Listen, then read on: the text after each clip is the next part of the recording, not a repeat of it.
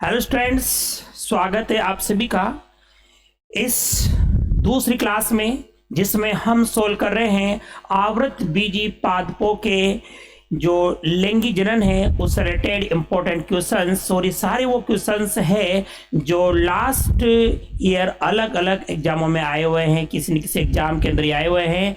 तो देखो बच्चों, पहला जो क्वेश्चन है आज का वो ये है कि एक ही पौधा है, ये पौधा हमने लिया एक ही है, और इसका जो परागकोश है उसे निकलने वाले परागकण उसी पौधे के दूसरे पुष्प पर ट्रांसफर हो रहे हैं, तो इसको हम क्या बोलेंगे? बहुत सिंपल सा क्वेश्चन है। अगर पौधा एक है और फ्लावर दो है तो इसको हम बोलते हैं बच्चों सजात पुष्पी परागण। बिल्कुल पहला आंसर इसका आ जाएगा सजात पुष्पी परागण।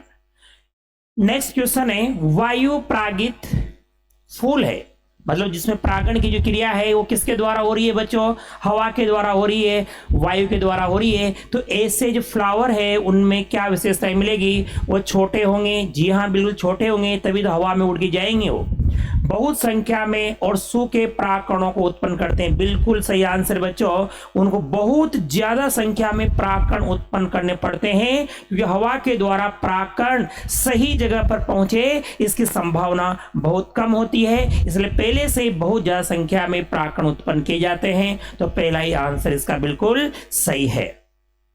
नेक्स्ट क्वेश्चन यहां पर हम देखें, फूलों के भीतर एक लिंगता के पाए जाने से किस बात की रुकावट पहुंचती है? देखो क्वेश्चन है कि अगर एक लिंगी पुष्प है, या तो नर का पुष्प है या फिर मादा का पुष्प है, अगर एक लिंगी पुष्प है तो ये किसको रोकेगा? बच्चों सजात पुष्पी परागण, परंतु परनिषेचन, स्वयुग्मन को रोकेगा, बिल्कुल रोकेगा। सजात पुष्पी परागण को देखो यहां पर सजात पुष्पी परागण कैसे रोकेगा?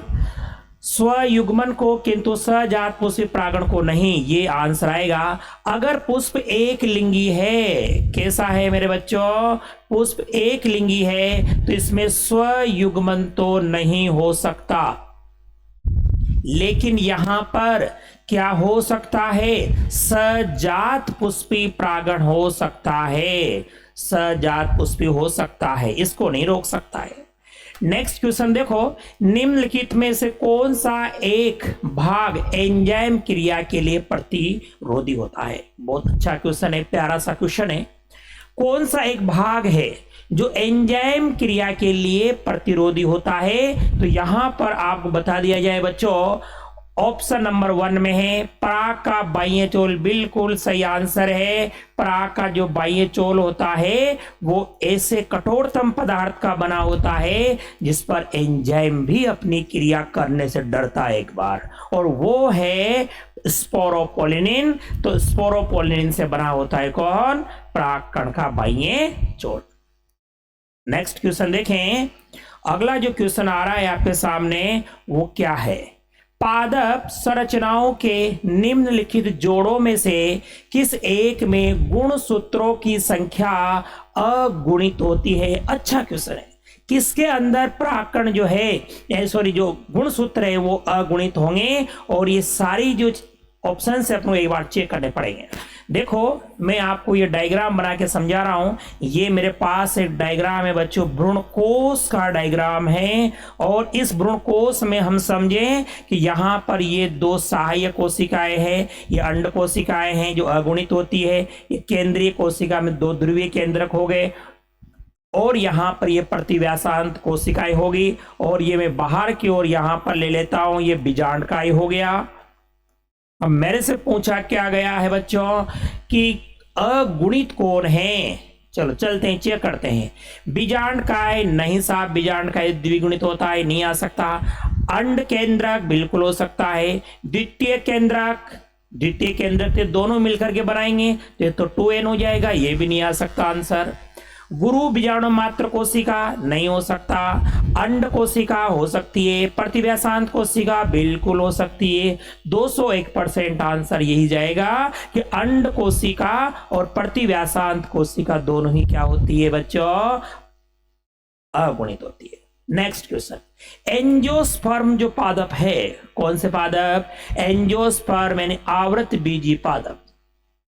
इनमें नर युग्मक किसके विभाजन से बनते हैं? आपको याद दिलाते हैं बच्चों, ये रहा अपना परागकण। दो कोशिका अवस्था में बड़ी कोशिका को क्या बोला जाता है? काय कोशिका बोला जाता है। छोटी कोशिका को क्या बोला जाता है? जनन कोशिका बोला जाता है। जब ये परागकण पहुंच जाता है वर्तिकाग्र पर, तो इस जनन कोशिका के अंदर समसूत्री विभाजन होगा और उससे दो नर युग्मक बनेंगे। तो नर युग्मक किसके विभाजन से बनेंगे? तो आंसर आएगा मेरे बच्चों, जनन कोशिका।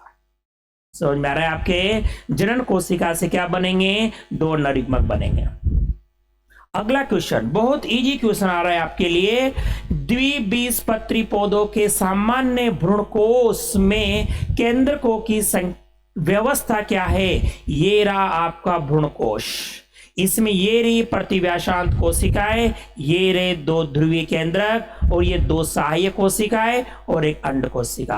अपन से केंद्रकों की व्यवस्था पूछी जा रही है बच्चों, तो आप बिल्कुल आंसर बताएंगे सही इसका।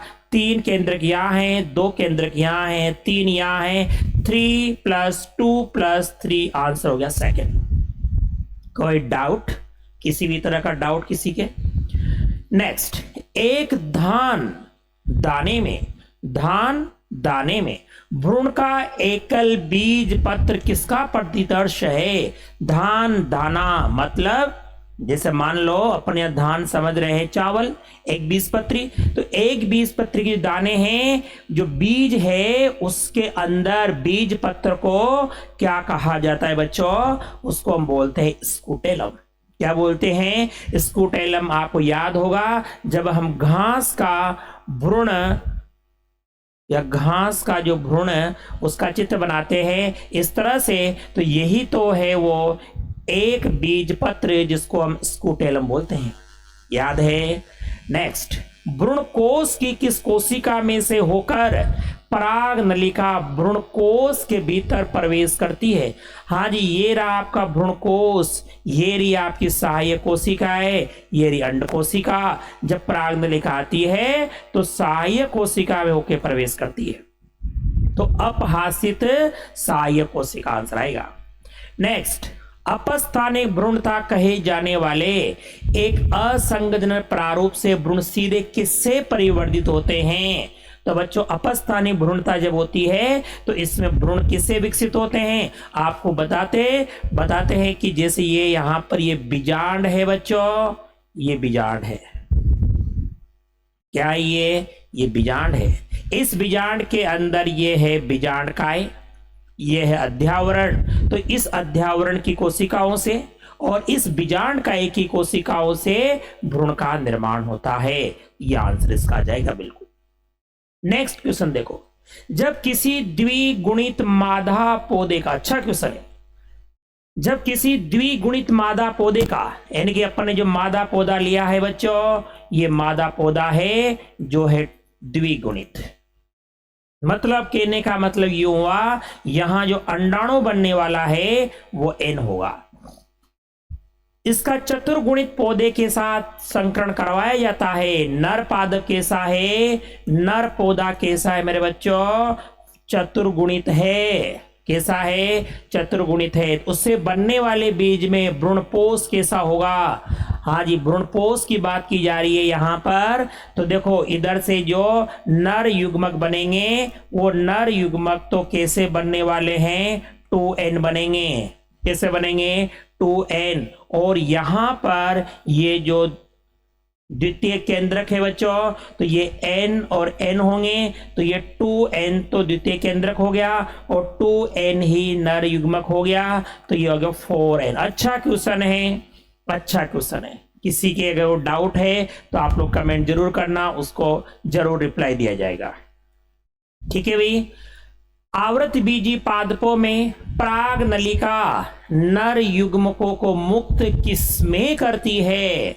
देखो इधर, ये रहा अपना प्यारा सा बीजांड, और इस बीजांड में ये रहा बीजांड द्वार, और ये आ गई अपनी पराग नलिका इधर से नर युग्मकों को लेके।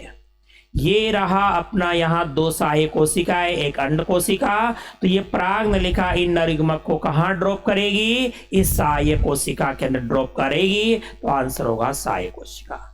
हाँ जी, नेक्स्ट, प्रतीप बीजांड में बीजांड द्वार की स्थिति किस तरफ होती है? यही तो है मेरे प्यारे बच्चों प्रतीप बीजांड। और इस प्रतीप बीजांड में बीजांड द्वार कहां दिख रहा है आपको? नीचे की ओर दिख रहा है। तो आंसर बिल्कुल आएगा नीचे की ओर। ठीक है भाई, आगे बढ़ते हैं। एंजियोस्पर्म में चारों लघु बीजाणु चतुष्क को परिबद्ध करने वाली भित्ति क्या होती है? देखो बच्चों, ये रही मेरे पास पराग मात्र कोशिका। ये रही मेरे पास पराग मात्र कोशिका। इस पराग मात्र कोशिका के अंदर जब होगा मियोसिस, क्या होगा बच्चों? मियोसिस होगा। तो यहां पर ये बन गए मेरे पास चार लघु बीजाणु। बात यह है कि चारों जो लघु बीजाणु बने हैं ये किसके द्वारा परिबद्ध होते हैं, किसके द्वारा जुड़े हुए रहते हैं? तो आंसर है बच्चों केलोज भित्ति। किसके द्वारा? केलोज भित्ति के द्वारा। तो आंसर केल हो जाएगा।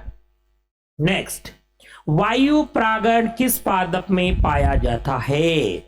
वायु परागण किस में मिलता है? क्या साल्विया में मिलता है? नहीं मिलता। क्या बोटल ब्रूस में मिलता है? नहीं मिलता। क्या वेलिसलेरिया मिलेगा? नहीं मिलेगा। किस में मिलेगा? नारियल में मिलेगा। किस में मिलेगा बच्चों? नारियल में। नेक्स्ट, साइट्रस में अपस्थानिक भ्रूणता किस कारण से होती है? साइट्रस के अंदर जो बहुभ्रूणता है उसका कारण है बच्चों बीजांड काय। बीजांड काय की जो द्विगुणित कोशिकाएं होती है उनसे भ्रूण का निर्माण होता है। हाँ, नेक्स्ट क्वेश्चन, घास में लघु बीजाणु मात्र कोशिका से, घास में लघु बीजाणु मात्र कोशिका से परिपक्व परागकण बनने के लिए क्या होता है? देखो बच्चों, ये रहा अपने पास लघु बीजाणु मात्र कोशिका। ये रही लघु बीजाणु मात्र कोशिका। इससे परिपक्व परागकण बनाना है मेरे को। यहां पर पहले बनेंगे ये मेरे पास लघु बीजाणु। ये बन गए लघु बीजाणु 4। चतुष्क बन गया। तो जब चतुष्क बना तो एक क्या हुआ यहां पर? मियोसिस। क्या हुआ बच्चों? मियोसिस हुआ। अब ये जो लघु बीजाणु हैं, ये चारों लघु बीजाणु हैं, मान लो ये अलग अलग हो गए और ये बन गए आपके परागकण। क्या कह रहा है वो? परिपक्व परागकण बनने के लिए क्या होगा? तो यहां पर एक अर्धसूत्री विभाजन होगा। क्या आएगा बच्चों? एक अर्धसूत्री विभाजन। किसी के कोई डाउट, किसी के दिमाग में कुछ क्वेश्चन चल रहा हो तो आप बताएं। नेक्स्ट, परागकणों का निर्माण होता है। परागकण का निर्माण किससे होता है? यह क्वेश्चन है। क्या गुरु बीजाणु धानी में होता है? नहीं होता साहब। क्या लघु बीजाणु धानी में होता है? बिल्कुल होता है। लघु बीजाणु धानी में ही क्या बनते हैं? परागकण बनते हैं। नेक्स्ट, परागकोश में 100 परागकणों के निर्माण के लिए कितने अर्धसूत्री विभाजन की आवश्यकता है? क्या बनाने हैं मेरे को? 100 परागकण बनाने हैं। और आपको बता दिया जाए बच्चों कि मेरे पास है एक लघु बीजाणु मात्र कोशिका। यह है मेरे पास लघु बीजाणु मात्र कोशिका। इसमें एक बार जब मियोसिस होता है तो मुझे 4 परागकण मिलते हैं। कितने? 4। क्वेश्चन में कहा जा रहा है आपको 100 परागकण बनाने हैं। कितने बनाने हैं? 100 परागकण बनाने हैं। तो आपके पास 25 लघु बीजाणु मात्र कोशिका होना चाहिए और 25 ही आपको मियोसिस करवाने पड़ेंगे। आंसर आएगा मेरे बच्चों सेकंड। क्या आंसर आएगा? सेकंड आएगा 25। अगला क्वेश्चन चलते हैं। प्यारा सा क्वेश्चन आया है। टेपिटम की विशेषता नहीं है। क्या है टेपिटम? जब हम परागकोश की संरचना पढ़ते हैं किसकी पढ़ते हैं बच्चों? जब हम प्राक कोश की संरचना पढ़ते हैं, लघु बीजाणुधानी की संरचना पढ़ते हैं, तो वहां पर जो परतें पाई जाती है, उन 4 परतों में से सबसे अंदर वाली जो परत है उसी का नाम होता है टेपिटम। अब इसकी विशेषता नहीं है, गौर से पढ़ो, नहीं है, गलत ढूंढना है आपको।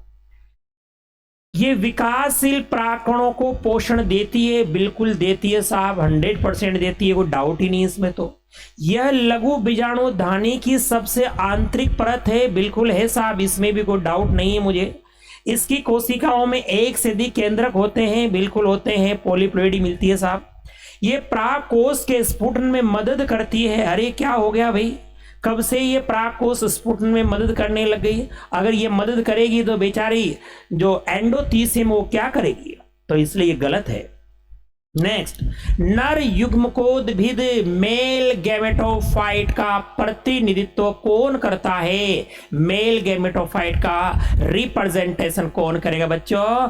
परागकण करेगा। नेक्स्ट, पूर्णतः परिपक्व नर युग्मकोद्भिद प्राय कितनी कोशिकाओं का बना होता है? ये रहा आपका परिपक्व मेल गैमेटोफाइट, जिसमें 3 कोशिकाएं होती है, 2 नर युग्मक होते हैं और एक कायिक कोशिका केंद्रक होता है। ठीक है भाई, चलो जी।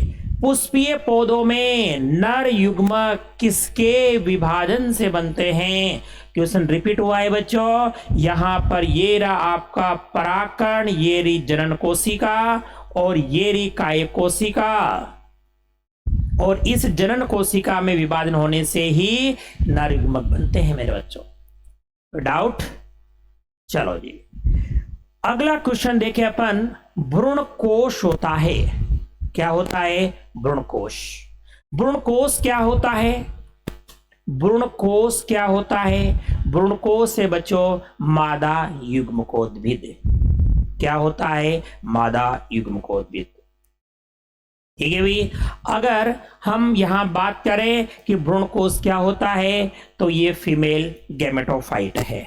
नेक्स्ट, परागकणों को लंबे समय तक आप भंडारण करना चाहते हैं, लंबे समय तक 5 साल 10 साल तक परागकणों को स्टोर करना चाहते हैं, तो क्या करना पड़ेगा? क्या करना पड़ेगा? उनको हम रखेंगे द्रव नाइट्रोजन में। अरे भाई, नाइट्रोजन तो गैस है, उसको आप द्रव बनाना चाहते हैं, तो ऐसे थोड़ी बन जाएगी वो गैस द्रव में। आपको -196 डिग्री सेल्सियस तापमान करना पड़ेगा, और यह है क्रायो प्रिजर्वेशन मेथड, और इसके द्वारा आप परागकणों को, आप शुक्राणुओं को, अंडाणुओं को, सभी को एक लंबे समय तक जीवित अवस्था में रख सकते हैं। ठीक है भाई, चलो तो आंसर आ गया इसका सेकंड। गुरु बीजाणुधानी किसके समतुल्य है? रिपीट हुआ है भाई क्वेश्चन। गुरु बीजाणुधानी जो है बच्चों, वो बीजांड के समतुल्य है।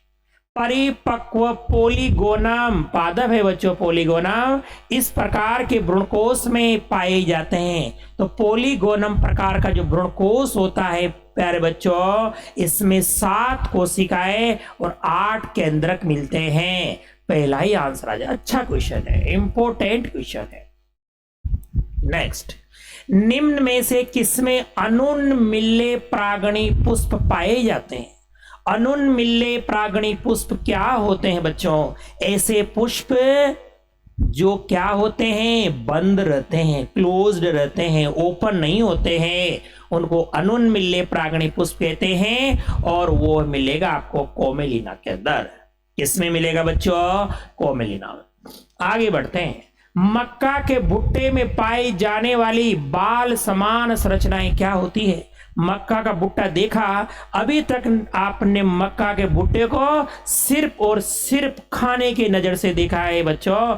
आज आपको मैं दिखाता हूं कि बायोलॉजी की नजर से देखो उसको। ये रहा मक्का का भुट्टा, और ये रही मक्का के भुट्टे के अंदर उसकी मूछियां। तो ये क्या है? ये है उसकी वर्तिका। क्या है बच्चों? उसकी वर्तिका, और ये है उसकी वर्तिकाग्र। तो यहां पर आंसर क्या आ जाने वाला है? ये लंबी बाल समान संरचना क्या होती है बच्चों? वर्तिका होती है। क्या होती है? वर्तिका। कोई पूछे आपसे कि भुट्टे के अंदर लंबी लंबी जो धागे नुमा संरचनाएं हैं वो क्या है, तो वो वर्तिका है। नेक्स्ट, स्वपरागण में सहायक है। अरे स्वपरागण में कौन सहायक है भाई? स्वपरागण में कौन सहायक है? स्वपरागण ये रहा द्विलिंगी पुष्प और ये रहा इसका परागकोश और वर्तिकाग्र। देखते हैं कौन सहायता करता है स्वपरागण के अंदर। पहला ऑप्शन दिया है द्विलैंगिकता, बिल्कुल सही है भाई। द्विलिंगी पुष्प होगा तभी तो बात बनेगी ना, तभी तो स्वपरागण की संभावना बनेगी, बिल्कुल सही है। समकाल पक्वता ये भी होना जरूरी है, जिस समय वर्तिकाग्र परिपक्व हो उसी समय परागकोश का भी परिपक्व होना जरूरी है, सेम टाइम पर होना जरूरी है, इसको हम समकाल पक्वता बोलेंगे।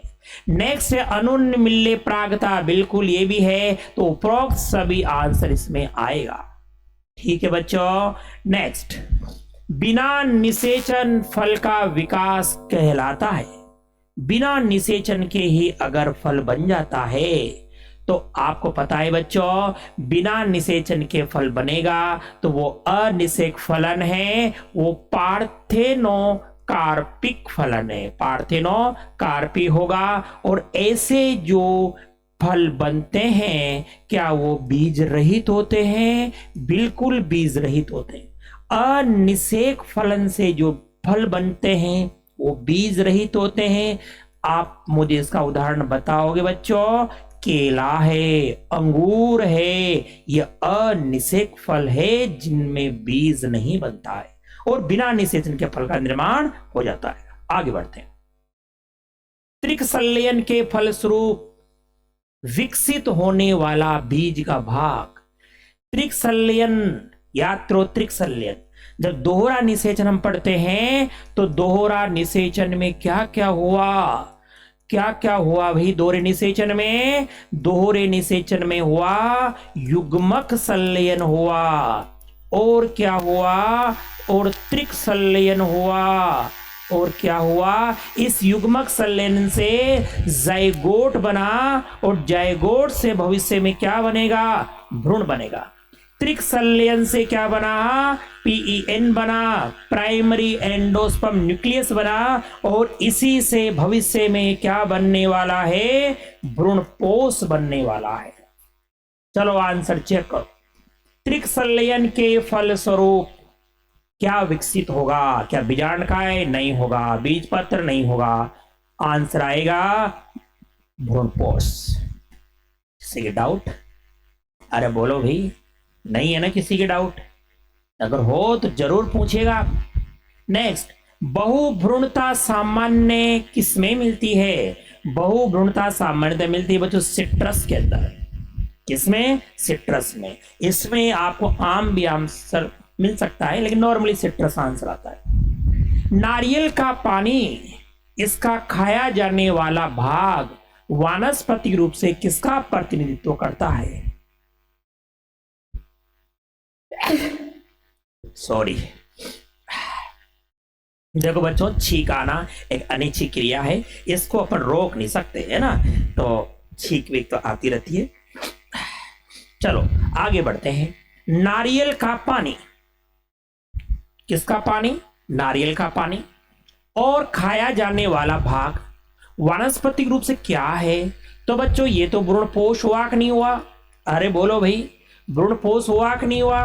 हुआ, क्योंकि नारियल का पानी केंद्रकीय भ्रूणपोष, खाने वाला भाग कोशिकीय भ्रूणपोष, दोनों ही भ्रूणपोष है।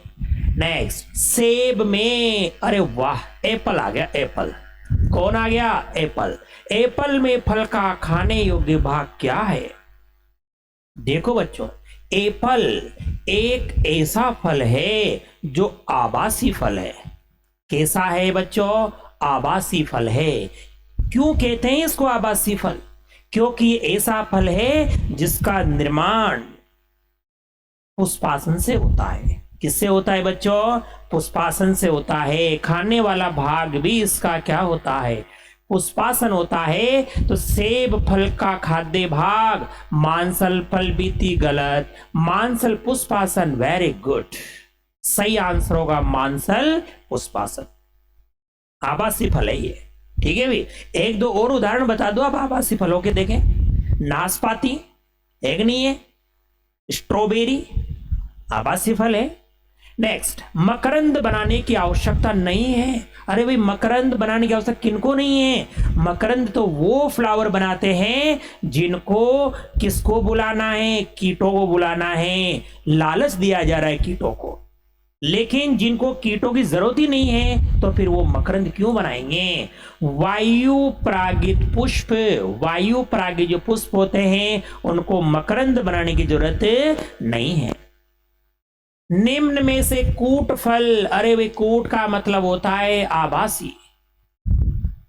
आभासी फल कौन सा है प्यारे बच्चों? आभासी फल क्या आम है? नहीं है। अमरूद है? नहीं है। सेब बिल्कुल सही है। क्या केला आभासी फल है? नहीं है, केला अनिषेक फल है। कुछ बच्चे कंफ्यूज हो जाते हैं बेचारे, केला आभासी नहीं है, केला क्या है? अनिषेक फल है। नेक्स्ट, परिभ्रूणपोष पाया जाता है। अरे भाई, मैं इसको जितना कहूं उतना ही कम है, इंपॉर्टेंट है, बहुत इंपॉर्टेंट है। परिभ्रूणपोष पाया जाता है। परिभ्रूणपोष किसमें मिलता है? काली मिर्च। एक और उदाहरण है इसका, बताओ क्या है? वह है मेरे बच्चों चुकंदर। नेक्स्ट, एक प्रारूपिक परिपक्व आवृत बीजी भ्रूणकोश में कितने केंद्रक वो कोशिकाएं होती है? अरे कितनी बार आएगा ये क्वेश्चन, बार बार परेशान कर रहा है। भ्रूणकोश में कितने तो केंद्रक मिलते हैं? 8। कितनी कोशिकाएं मिलती? 7। तो 8 और 7।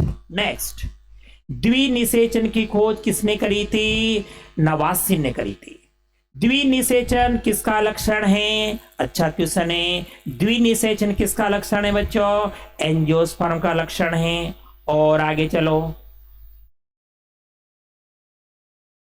हरे नारियल का दूधिया पानी, अरे कितनी बार आएगा मेरे भाई?